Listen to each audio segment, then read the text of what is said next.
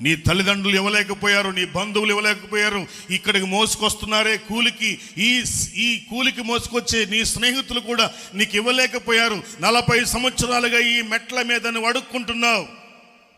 ఇక నువ్వు అడుక్కునే పని లేదు, మాకు కలిగి ఉన్నది నీకు ఇస్తున్నాం, నజరేయుడైన యేసుక్రీస్తు నామమున లే అని చెప్పగా ఆ కుంటివాడు లేచి గంతులేశాడు, స్తుతిస్తూ, ఇచ్చిన కాళ్ళను బట్టి, ఇచ్చిన చేతులను బట్టి ఆనందంతో దేవుని దేవాలయంలోకి వెళ్ళి గొప్ప విప్లవము తీసుకొచ్చాడు. దేవునికి స్తోత్రం, హల్లెలూయా.